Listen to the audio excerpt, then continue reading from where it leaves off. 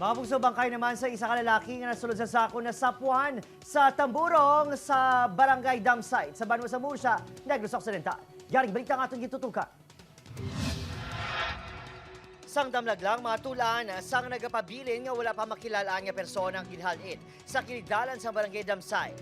Kay sa aga, may ginhalid na naman nga bangkay sa lugar nga nasunod pa sa sako kag nakagapos. Ginreport sa residente kay punong barangay Reggie Burata nga may nasapuan ini nga sako kag daw tawo ang unod. Madasig man ini verify sa kablisan.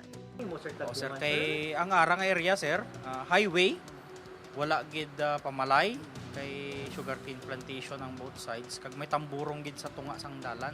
Sang damlag lang, isa ka pares ang tiil ang nasapuan sa Barangay Villamonte kag una na, gidudahan nga base iya sang bangkay nga nasapuan sa Murcia, ang mga tiil nga nasapuan sa Bacolod, apang ang panigurado sa Murcia MPS. Pero kagina ara ng Soko, initially, amo ning initial sang Soko, 5'6" ang iya kataason, around 32 to 35 years old. Kag initially ang balasang Soko complete body parts nisa. So We have to point that out because yes, because of the incident in Bacolod. So male nisa, male starting na sa state of decomposition. Ginapanawagan karon sa pulisan kung sino ang mayara sa himatangan na dula nga magpadulong sa punerarya o konisasyon sa pulis agud matumod ang identity sang biktima. Kung makumpleto na sang sokong inimbestigasyon, kag wala may maklaim, posible palubong na lang sa LGU ang bangkay, bawod ginapasuni, yara na ini sa advanced state of decomposition.